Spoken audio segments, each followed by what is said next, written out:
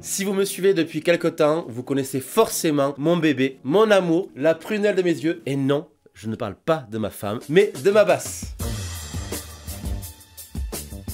Hola tout le monde, bienvenue sur Bearbass TV, salut à toi. Aujourd'hui, je vous raconte la fabuleuse histoire de la Max Bass qualité filtre.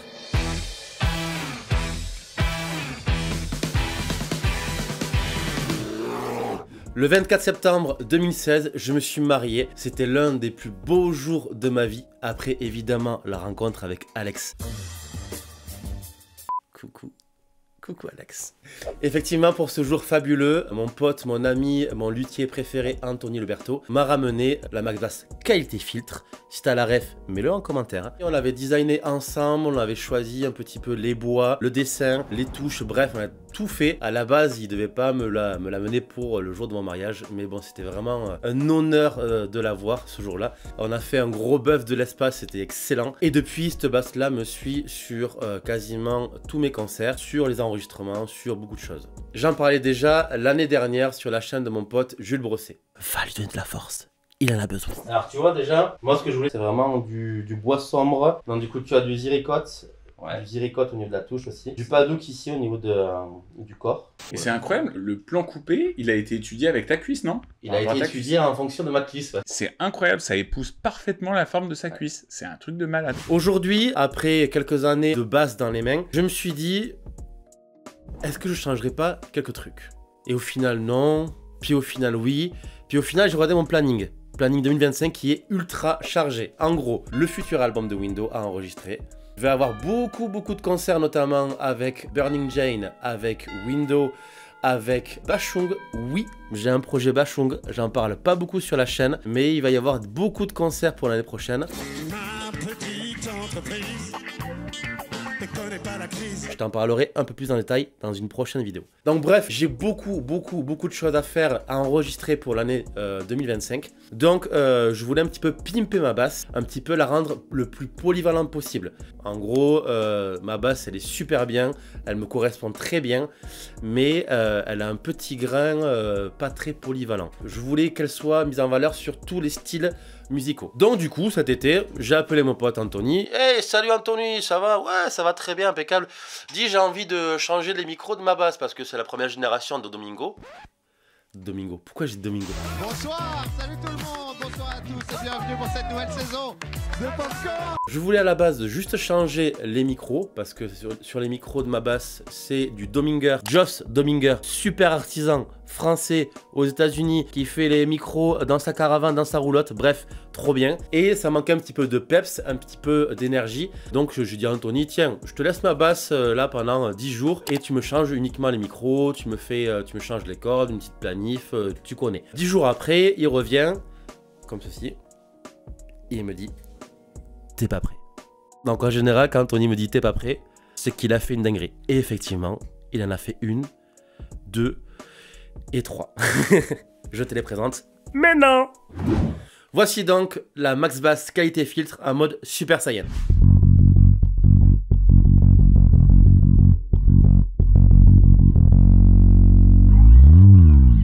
Alors, si vraiment tu es attentif, et je sais que toi, là, tu es très observateur, il y a un bouton en plus. Déjà, tu vas pour changer les micros, qui sont dessous la rampe, tu te retrouves avec un petit bouton en plus.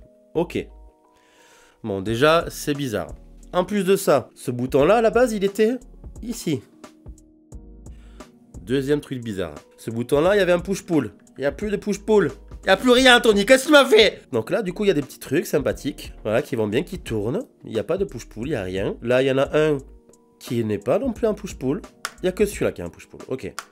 Donc là, je me dis, qu'est-ce que tu as fait, Anthony? C'est vraiment bizarre. Donc, il me dit, vraiment, j'ai fait une petite dinguerie, quoi. Moi, c'est du passif. Donc, je n'ai pas de pile. Donc, tous les boutons ici, il n'y a pas de réglage de médium. Il y a uniquement des réglages de micro et de basse. Et là, je la retourne.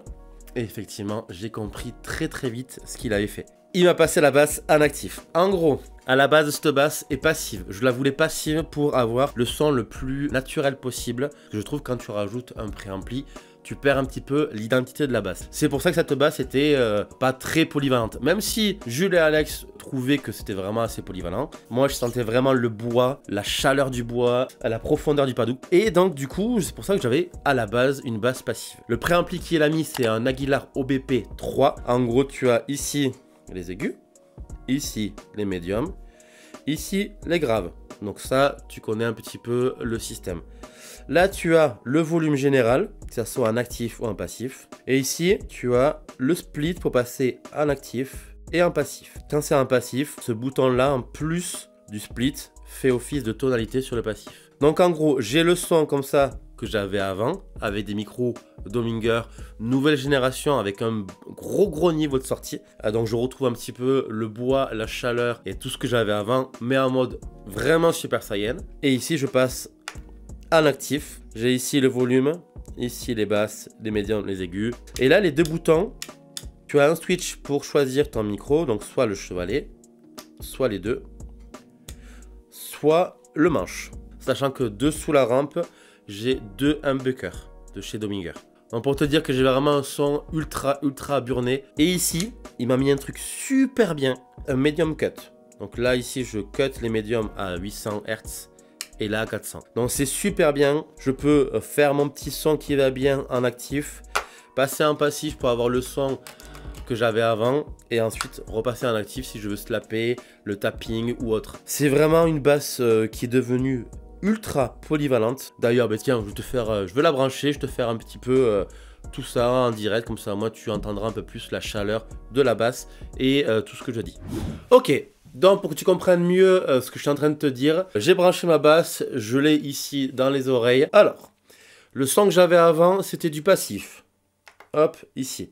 Donc je monte un petit peu le volume général. Ici, du coup, je me mets sur le micro, le split au milieu, donc j'ai les deux micros de humbucker, que tu comprennes bien. Et en gros, j'avais à peu près ce son-là, avec un peu moins de volume de sortie.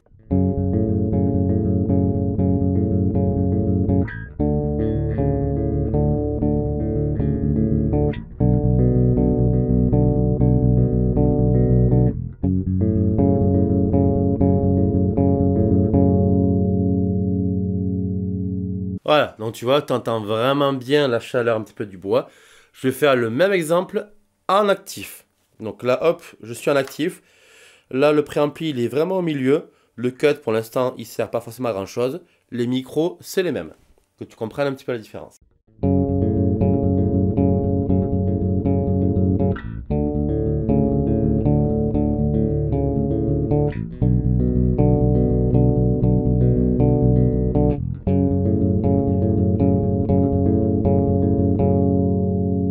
Non, tu vois, quand tu passes en actif, tu oublies un petit peu la chaleur du bois, tu l'entends, mais elle est moins prononcée. Tu vois, tu entends vraiment plus les cordes et le travail du préampli que la basse en elle-même.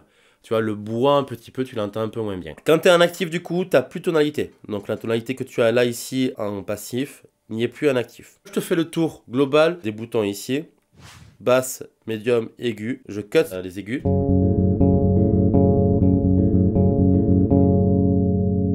Je vais les monter progressivement. Là, je suis à midi. Là, je suis à fond. Je reviens à midi.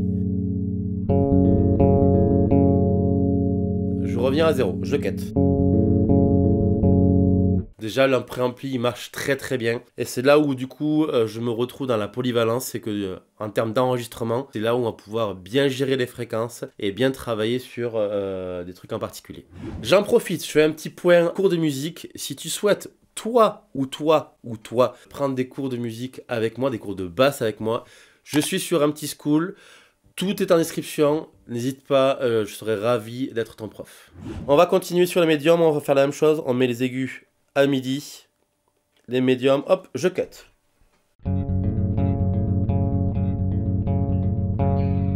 J'ouvre les médiums à midi.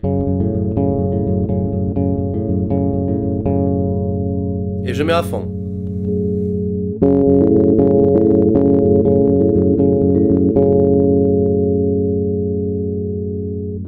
Là, tu entends vraiment que les médiums résonnent.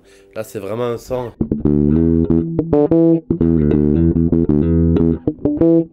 Voilà, tu vois, vraiment très très médium. Et c'est là où le petit bouton il sert. Là j'ai un cut à 800, là j'ai un cut à 400.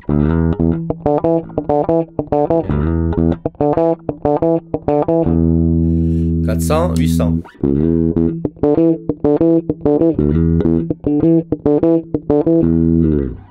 Voilà, je refais le même plan d'avant. Le cut à 800. Voilà, comme ça au moins tu entends vraiment la différence et tu vois de suite que le préampli agit super bien et qu'il y a moyen de bien s'amuser, surtout sur le rec. La basse, maintenant, je cut. Ça c'est pas beau quoi, pas de basse sur une basse, c'est vraiment une hérésie. À midi.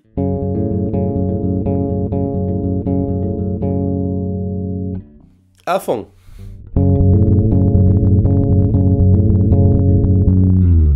Voilà, il y a de quoi vraiment bien s'amuser. Donc voilà, ma petite nouvelle basse version Super Saiyan. Je suis vraiment énormément content. Merci Anthony d'avoir fait tous ces petits modifications. Tu connais, tu peux t'abonner, tu peux liker, va donner de la force à Jules, à Anthony Liberto, à tout le monde de mon entourage. Bref, moi je retourne un petit peu geeker sur ma basse. À dans 2 semaines pour une nouvelle vidéo. De bisous. MaxBet qualité filtre, ce n'est pas la peine d'en rajouter. MaxBet qualité filtre, tout le bon goût du tarpé. Oh là là, MaxBet s'en prend un de ses decks, hein.